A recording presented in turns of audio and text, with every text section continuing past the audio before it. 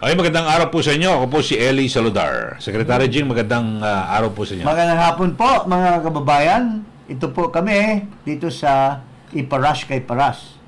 Naninindigan para sa kausbawan in Filipino, in Bisaya, para sa kapakanan ng ating bayan. Ito po Magandang hapon. At paglinawan po ang maestro, bumabati ng isang magandang hapon sa inyong lahat. Okay, at siyempre sa issue mga kababayan ay dalawang beses po na nagtungo si Pangulong Marcos Jr. diyan po sa Australia at inanunsyo na rin na bibisita rin po sa Germany at sa Czech Republic sa susunod na linggo. Secretary. Magta-travel na naman ang ating ambassador. Pero kasi Ambassador Marcos will be traveling again. Ang kapal mo, Marcos.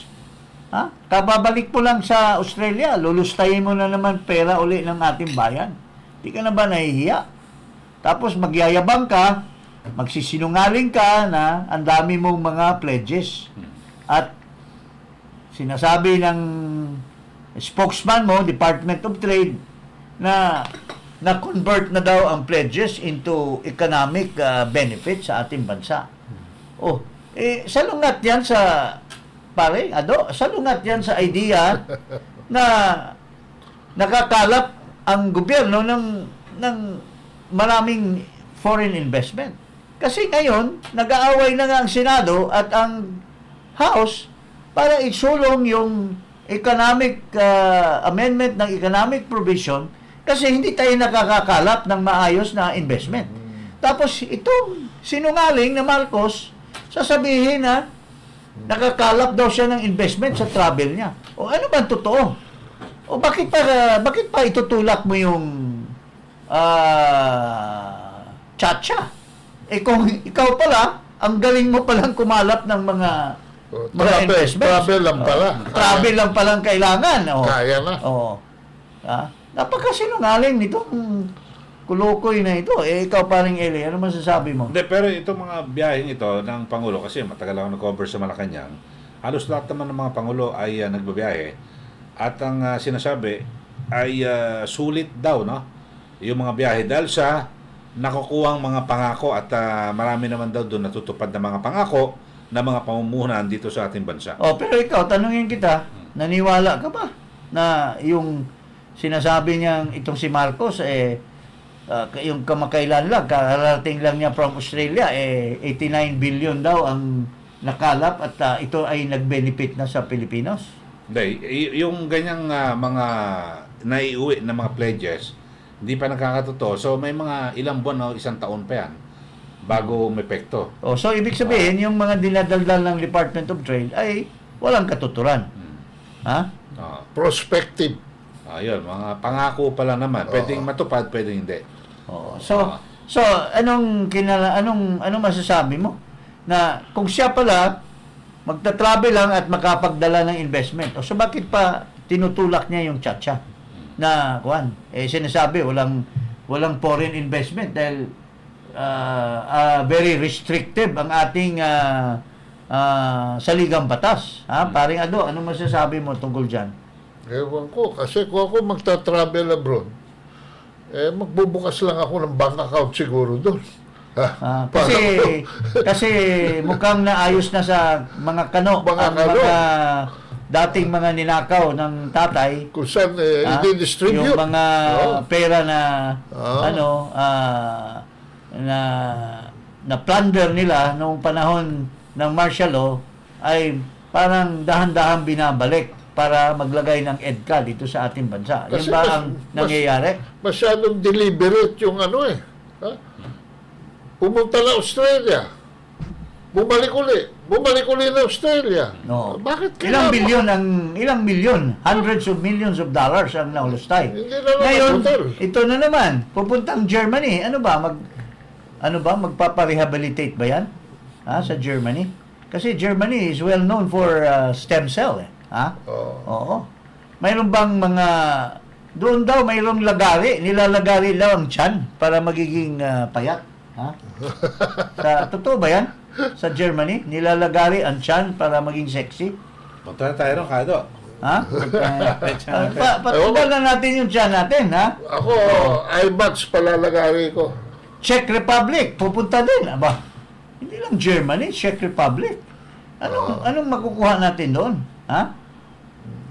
Anong purpose? Para magtalumpati uli sa kanilang parliament, ha? Oo. Ha? Oo. Wala doon ang atensyon ng bayan doon sa bigas. Oo. Hindi, Wala. pero sa Czech Republic, ano to state visit. Ibig sabihin, yung host ang gagastos. Sige nga, Oo. tingnan natin Sige, kung basahin anong natin. Basahin anong natin. pinagdadaldal. Basahin natin. Marcos to visit Germany, Czech Republic this next week. Next. Next Wow, week. wala pang Oo, 2 linggo. Oo. Travel na naman, parang nangangati ang paa nito.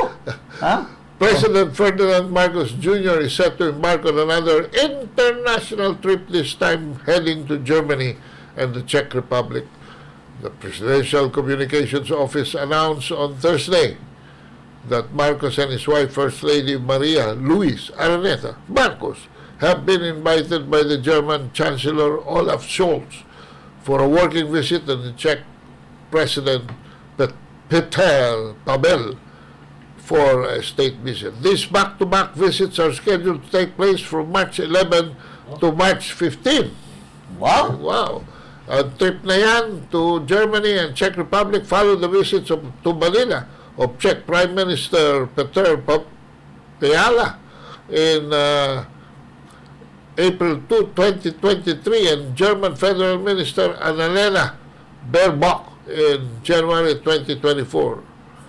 This endeavor seeks to strengthen bilateral relations and foster increased cooperation with the two nations, PCO said. It added that Marcos will also meet with business leaders to bolster trade and investment opportunities in the Filipino community. Hulaan mo. Ha? Ayan. Hulaan mo, paring Ado, kung ilan na naman ang idideklara na pledges. Ha? Kasi Germany yan. Czech Republic, wala naman pang-invest yan. Ang alam ko Hirap din yung country na yan. pabagsak ang economy nila dahil sa taas ng gasolina at oil Oo. nila. Pero, magsinungaling pa rin yan at sasabihin pa rin sa taong bayan na ang daming pledges. Ang daming pledges. Para ma-justify yung paglulustay ng pera ng bayan. Ha? Di ba? Paring Eli, ano masasabi mo? Pero ito, may binabanggit na yung biyahe ng Pangulo sa Germany at Czech Republic ay para palakasin ang labor and economic relations with the two European states. Yan. I was not born yesterday. Nandyan din ako sa Dole. Sa kasagsagan ng pangangalap ng mga work opportunities ng ating mga OFW. Kasi yung leader... Wala namang dyan eh. Sa Germany, mga nurses, mga Yung leader, skilled, kasi pero walang katulong dyan. Bago ata yun bago po yung leader ng Germany, di ba? Walang katulong naman dyan. Pero kasi yung test data kasama para i-formalize na yung cooperation program between the TESDA and Germany's Federal Institute Ano of naman gagawin for dyan? Vocational and Training. Puro lang pakulo. Ang alam ko dyan, at Wala yan. napansin din niya ng China, para bang itong si Bongbong ay nag-organize ng parang NATO dito sa Southeast Asia. Inuna niya yung Amerika, Japan, Australia, yan. Baka sa Germany. Baka SATO. Southeast Asia. Southeast Treaty Organization. Oo. Southeast Treaty Organization. Ginagawa siya. Headed by a plunderer, the son of the plunderer. Imbis na yung Amerika umiikot, siya umiikot para sa Amerika. Kumbaga para sa Ahente. para sa piyon. Ahente, magkanong bayad? May commission. Ano ba yan? Pero yung sa Czech Republic ay interesado raw sila na kumuha ng mga Filipino workers. Ano ba yun? Maganda ba ekonomiya nila? Wala yan. Matagal na yan. Daldal lang ni Kwan yan. Sino nakabulong na naman sa kanya? Ay, Hindi kasi may I've binabanggit siya. traveled there. Yung Foreign Affairs Assistant Secretary for European Affairs, Maria Elena Algabre. O, yan, siya nagsasabi. Sisip-sip lang yan. Maria Elena Abracadabra. Walang ano dyan, walang... At the rate that with the inflation and with the war in Ukraine, apektado ang Europe, paano sila kukuha ng mga trabahante dyan? With your respect, kung sino man yung nagbibigay sa kanya. Alam mo, justifications lang yan. Mga para ma-justify yung pag-travel niya doon. Kasi gusto niya talagang mag-travel eh. That's the only time din nagkaroon siya ng opportunity na matago yung kanyang mga sikreto sa buhay. Na Mas malayo siya sa problema sa Pilipinas. Mas masaya. At saka, doon daw nakakatulog ng mabuti. Nakakatulog. Sleepless. Di ba, in one of our episode, nabanggit natin na he has a hard time sleeping because of inflation. Sleepless. Dahil naiisip niya ang kabulastugan ng ginagawa ng gobyerno niya. Napakamahal ng presyo. Ito pa, may sigalot pa doon sa NFA. More than 100 makukulong dyan. But anyway, ito po, yung sinasabi mong magtatayo siya ng parang Seattle, Southeast Asia Treaty Organization. Joint Patrol. Tingnan mo yung sinasabi ng China. Ayan, panoorin natin. Ginigiit nila ang China. Sinasabi nila. Ito, pakinggan natin itong sinasabi ng China. The U.S. Department of State, who disregards the fact and confuses right with wrong, has made baseless attacks against China's legitimate and lawful actions to safeguard right. It has arbitrarily threatened China by resorting to the U.S.-Philippines Mutual Defense Treaty to embolden the Philippines and endorse its acts of infringement and provocation. We firmly oppose it. China urges the U.S. to refrain from using the Philippines as a pawn to destabilize the South China Sea. The Philippines also needs to refrain from being manipulated by the U.S. Lessons from history tell us that a pawn will only end up being abandoned. Sinasabi ng China, we are just a mere pawn of the United States. Tama ka, yung sinasabi mong parang ahente tayo ng Amerika. Inuutusan ang ating gobyerno na sila ang kumalap ng mga support para sa Amerika. Dininay niya sa Melbourne, hindi raw tayo anong sinabi niya? Under the beck and call of the US. Ang ginagawa lang daw niya kung ano yung segun sa national interest. Yun ang statement niya. National interest. Pero, anong sinasabi niya dito? Travel. We are now in the danger of war. Pakinggan natin yan. Junior warned the potential for outright conflict between the Philippines and China over their territorial dispute in the South China Sea is much higher now than it was before. We worry in the Philippines because it could come from not a strategic decision by anyone saying, okay, we're going to war, but just by some servicemen making mistake or some action that's misunderstood. Unquote. The President said in an interview with Australian journalist Sarah Ferguson on the sidelines of the ASEAN-Australia Special Summit in Melbourne.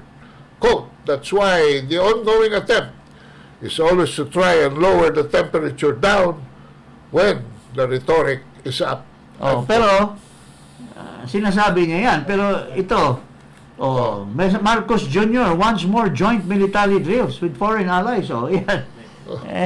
Sinasabi mo, ganito, takot tayo na we will be in the brink of war, but we are, at the same time, arming ourselves, Sino yung nag-organize? transparently, while China's watching. Anong double talk yan? Marcos Jr. wants more joint military drills with foreign allies.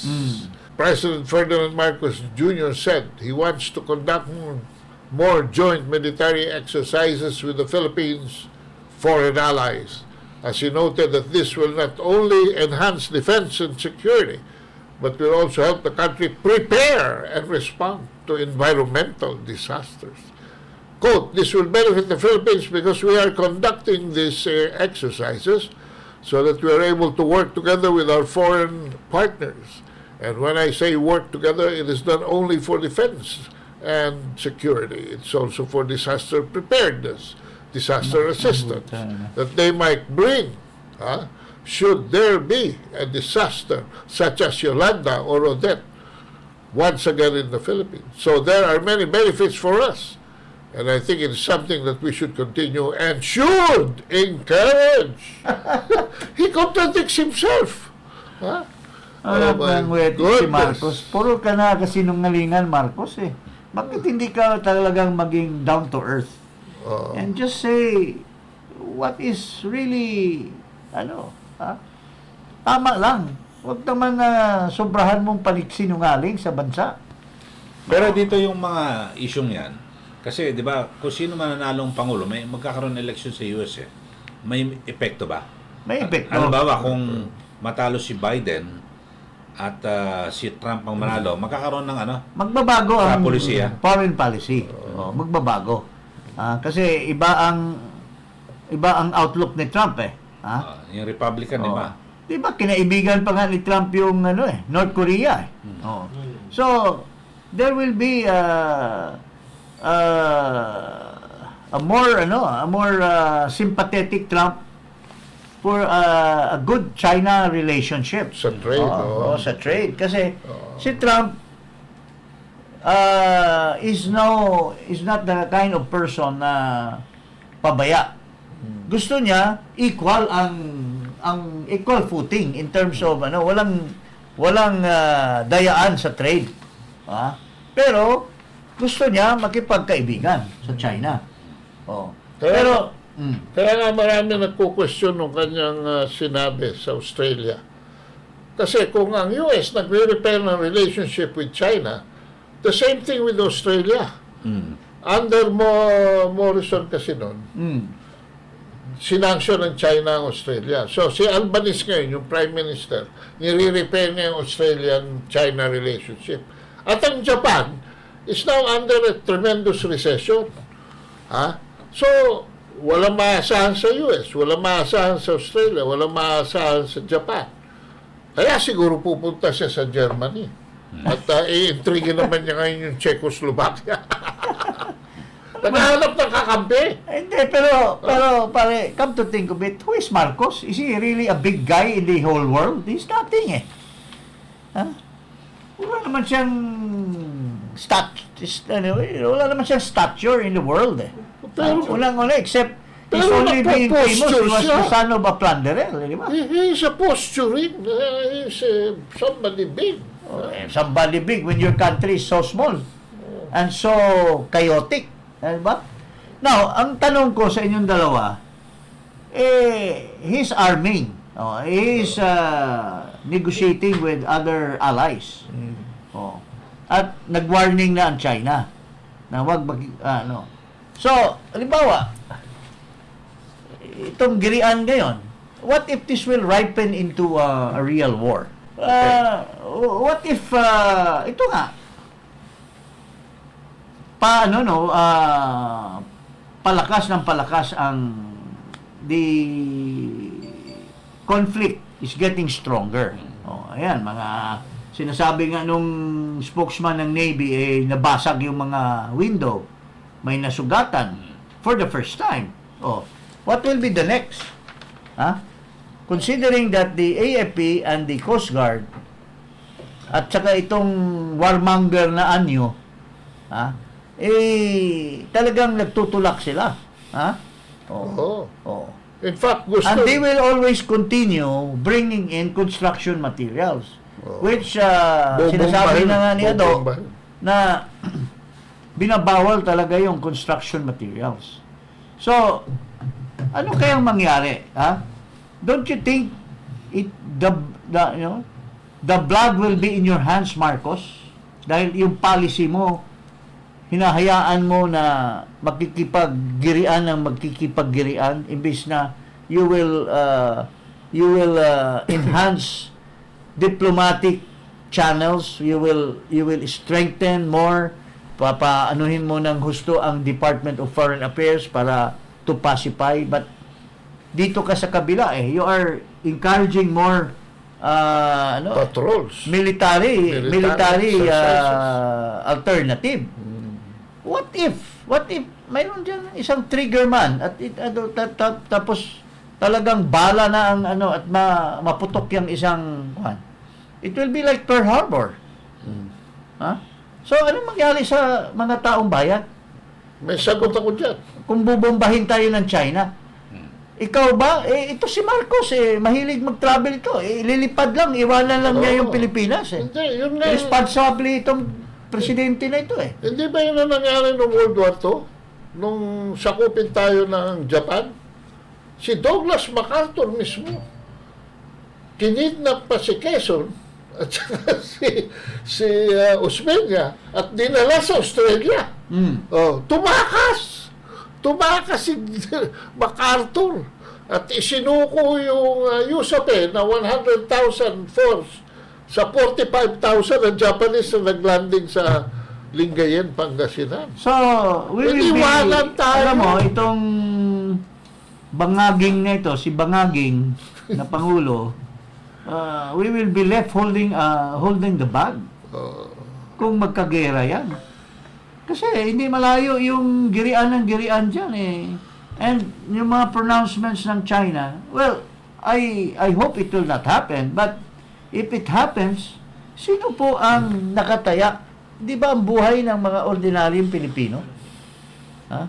By the way, Maraming mga, sabi nila, nationalistic, patriotic, itong mga Coast Guard, mga Navy o what. Okay, totoo yan. We sympathize with you. But don't you ever think na yung panggigiri nyo dyan, pag-aano nyo dyan, will have a reverberating effect on the ordinary citizens kung magkagera? Saan tayo tatago? Kung bibirahan na tayo ng mga rockets ng mga ng mga Chinese. Bago makatulong ang Amerikano, wala na, marami na patay. sunog na tayo. Ha? Oh. By the way, Kung tutulong man. Ha? Kung talaga bang tutulong. may clarification ng Philippine Navy dyan sa mga resupply mission na yan. No? 28 daw ang resupply missions noong 2023. 14 lamang ang sa Ayungin Shoal. Doon sa 14, 3 lamang ang nagkaroon ng water cannon incidents dahil may construction at building materials doon sa pangalawang resupply ship. So, 3 lamang yung binomba, pero pinalalaki nila. Hindi. Actually, lumalaki ngayon dahil nagiging aggressive na sila. Oo, Sa siyempre. panahon ni Duterte, restrained Ay, wala. ang army, ang armed forces at saka Coast Guard. Ngayon, aggressive. Aggressive ito si Gibo, aggressive ito si Anyo, aggressive itong Coast Guard. So, talagang dinidare nila at dinidare nila ngayon na mag-deliver ng construction materials. Sinusundot-sundot. Dadami yan, yung incident na yan. Because, hindi naman pwedeng hindi malaman ng China kung nagdala ba sila ng construction materials o hindi. So, if this will continue and it will increase yung conflict dyan, hindi malayo na maapektahan ang buong sambayanan ng Pilipinas. Magkaroon ng And false blood flag. will be in your hands, Marcos. Kung magkabumbahan yan. Di ba? Anong tingin mo, pare Ando? Ano pa nga ba mangyayari dyan? Para yung kung kayong dalawa pinag-aaway ko, sabihin ko, Jay, hawakan mo nga yung ilong ni Eli. O Eli, hawakan mo yung tenga. Di ba? Ganun yung mga bata, di ba? O parang ganun na nangyayari. Turuan. Tuksuhan ng tuksuhan. Hanggang magsalpungan na ng gusto. It will not be far. Escalation kasi. Kasi wala naman talaga siyang real governance. Wala. So, bubulungan lang siya, yun ang niya, tapos bahala na sila. Wala siya talagang real governance. Because wala naman talaga siyang capability. Katulad nito nangyari sa Benham Rice. Ano sabi niya? Ito, quoting ko. The presence of Chinese research vessels in Benham Rice was a clear intrusion into the Philippine Maritime Territory. Kinorek siya ng Philippine Navy. Sabi ni Commodore Roy Trinidad, there's no violation made. We have not monitored any. The passage of Chinese vessels was still permissible. They have the freedom of navigation when it comes to the EEZ of coastal states so they can pass. At sabi pa ni Trinidad, do sa mga earlier incidents, the mere presence of Chinese maritime militia in the resupply area does not automatically mean illegal action or harassments. Presence is different from illegal actions. Okay. Klaro, So, klaro. So ito, we have been always discussing in every episode or almost every episode because this is really a very serious issue. Serious issue. Itong issue ng China at saka Philippines. Not because of anything, rather than ito yung danger sa ating mga kababayan. Ha? Na ano bang outcome kung magkaaway diyan, magkaputukan? Tayo, ang mga ordinary citizen, well, sabi nga ng iba, sige, subukan nga natin para ma-cleanse itong bansa natin, magkaroon ng civil war. Para yung mga sa Bisaya pa, yung mga panulay, lagas yan lahat. Opo. Ganun ang tingin ng ating mga kababayan. So, I hope Marcos realizes this. But how can he realize when he is dumb? At ang hirap nito, Secretary, nandun ang atensyon. According to Pulse Asia, 6% lang yan ng concern ng Pilipino. Ang talagang concern ng Pilipino Inflation at saka trabaho, pagkain, unemployment. inflation. Yeah, which brings us to Ito, yung tingnan mo ito. Survey. Napakasinungaling. Ito. Ha? Ito. Huwag na yan. Maghintay kayo. Ito, Marcos Jr.'s unemployment rate drop shows. Nagyabang siya eh. Panoorin muna natin. Panoorin muna natin yan. Marcos's comments came after the Philippine Statistics Authority reported that the unemployment rate in the Philippines stood at 5% in September this year, bringing the number of jobless Filipinos down to 2.5 million, which is lower than the 2.68 million jobless Filipinos recorded in August. In a statement, Marcos says even before he took office, his economic team really concentrated on the creation of jobs. He adds it is having the effect now of bringing down our unemployment rate. Marcos also pointed out that the decrease in the number of jobless Filipinos recorded in September is a good sign. Marami raw nagkatrabaho noong December. Hindi, unemployment rate has gone down. Sabi daw ng PSA. Pero ng December talagang dumami dahil sa Siyempre, artificial Pasko. ano yan. Hindi, pero tingnan mo yung but that's a lie. Hindi, ito naman Oh. sabi naman ng survey. Oh. Yeah, PSA, gobyerno yan eh. Pwedeng i-manipulate nila yung figures. Ito, this is a private, Basahin natin. Basahin natin ito. Hindi, SWS survey yan. Bilang ng mga Pilipinong walang trabaho, umakyat sa 9.4 million noong December 2023 sangayon sa Social Weather Station. Basahin natin.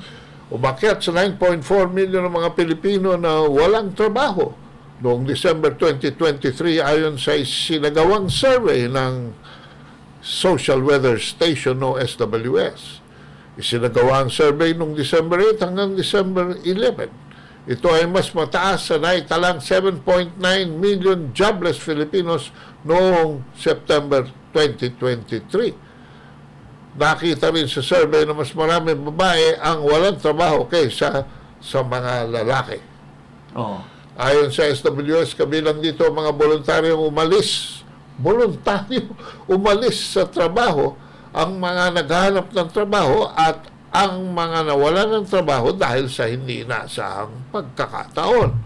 Lumabas sa naturang survey na lagpas sa 48.3 million na Pilipino ang kabilang sa labor force participation o mga taong may kasalukuyang trabaho. Samantala, kabaliktaran naman ito sa datos na inilabas. Ayun! Diba? Ng Philippine Statistics Authority. Oo. Yan yung kanina. So, going back, itong PSA ay nagsisinungaling Huli. or inorderan na i-manipulate yung resulta para lang mapagyabang ni Marcos na nag-improve ang employment facility ng ating bansa. Hindi, pag ganyan, dapat siguro sibakin yung ng PSA. Yes, Binibigyan mo ng mali impormasyon ng Pangulo eh. O hindi, baka baliktad. Baka tinawanan sa telepono. pinwersa nila na wag mong ilabas yung tunay. Yung gusto ni Presidente na para makapagyabang siya na but alam mo, mga kababayan, kayo, mga mahal nating kababayan, hindi pagkaila. Hindi mo pwedeng itago or pagsinungaling ang employment because these are real eh. These are real. And you see it around you. See it around you. Makikita mo yan eh. Employment is reference to hunger or incidents of hunger or yung mayroon o wala. Pero ang dami namang programa. Mga cash aid program. Ayuda. Diba? Precisely that is why they have to intensify ng mga social amelioration para matakpan imbes maghanap or gumawa ng kaya nga these are all connected with foreign investments eh. 'Di ba? Why do we need foreign investments? Because we want real investments in terms of manufacturing, in terms of para Totoo. magkakaroon. Ano ba ang facility natin ng employment ngayon, mga kababayan? Ang facility natin ng employment ngayon is itong call centers, itong mga electronics, pero in terms of other industries wala tayo. Lalo na sa agriculture. Nagsara nga yung ilang nawalan na trabaho doon sa Sugar Central doon sa Batangas. Ilang libo 'yon. And so many other dahil nga dito sa poor piece, walang trabaho ang tao. Kasi nagdidepende sa social amelioration. So, instead of looking for work, here you are. You have a president who's traveling and traveling. So, tapos pinagsinungalingan, huli tuloy kasi nag-survey ang SWS, huli yung kasinungalingan mo, Marcos. Minamanipulate mo yung resulta ng PSA na result in the survey of employment rate in the country. Paring ano masasabi mo? Nung panahon ng tatay niya, yung pera binibigay sa mga Metro Aid, nagwawalis, productive pa rin. Tsaka yung mga parang cash for work. cash for work. Pareha ng yung tupad. Kaya lang hindi tunay.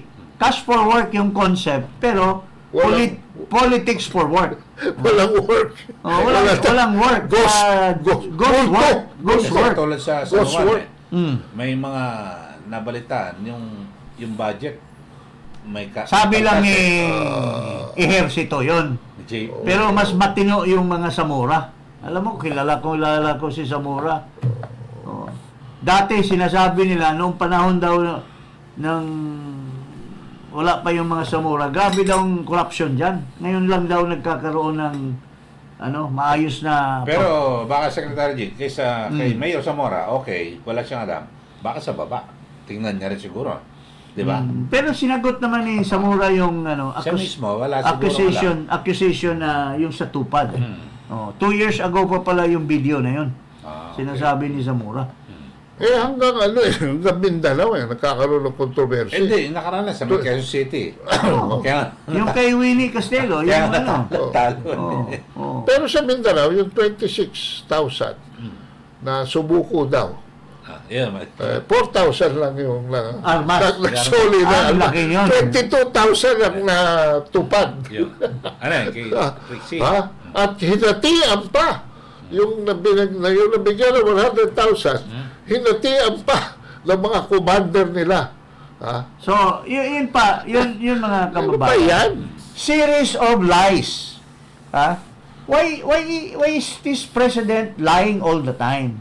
Ha? Lying on his use of drugs, lying on statistics, lying on his travel, na nakakalap daw ng puro kasinungalingan eh. Ha?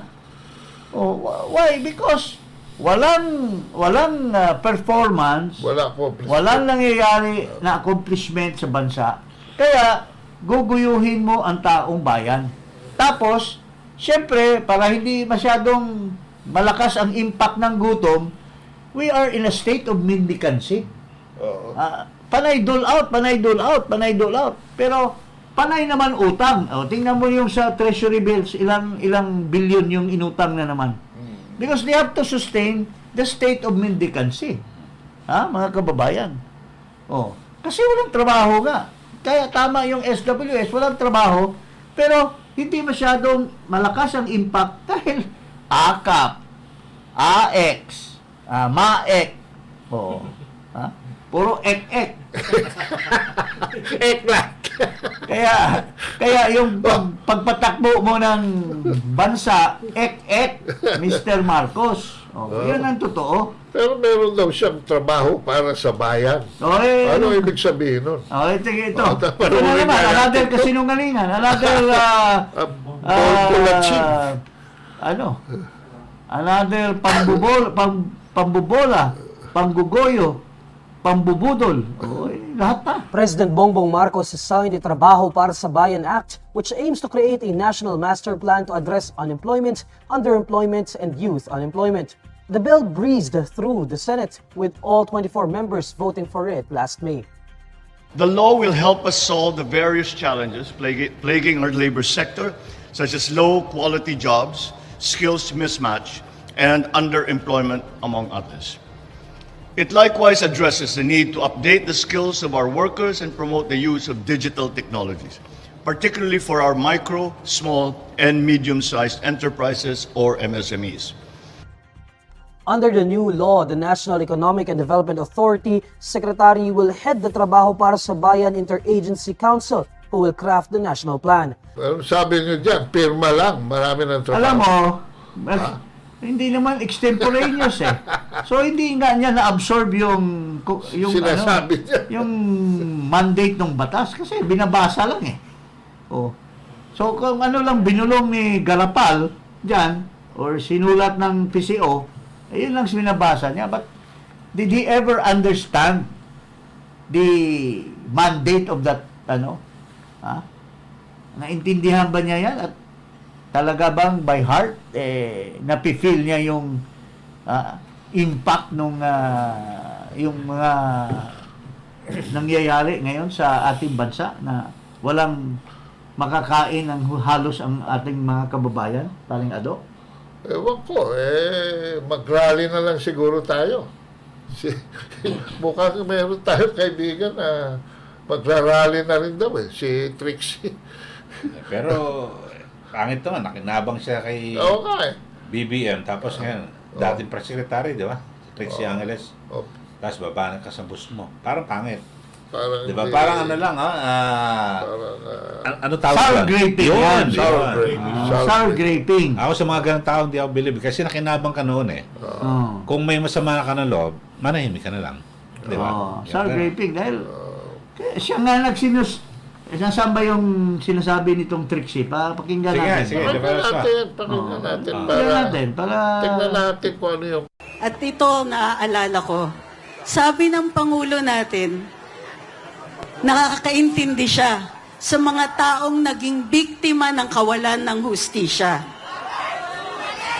Yung dating biktima, nang bibiktima na ngayon.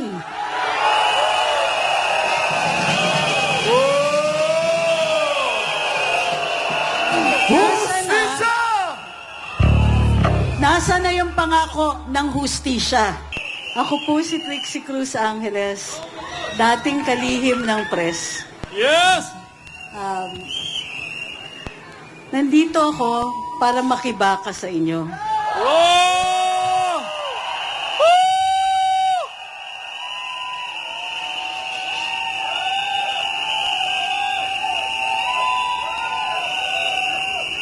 Dahil naiintindihan ko kung anong ibig sabihin at ang pakiramdam na biktima ng sariling gobyerno.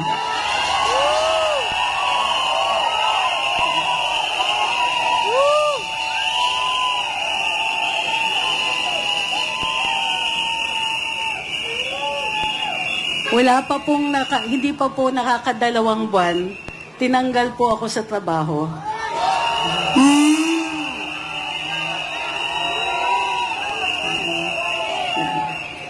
Wala naman akong ginawa. Wala rin naman po akong kasalanan direkta. Pero mas ninais ko na rin umalis kesa mapagbantaan pang mawalan ng trabaho ang higit 100 mga empleyado dun sa pinapasukan ko.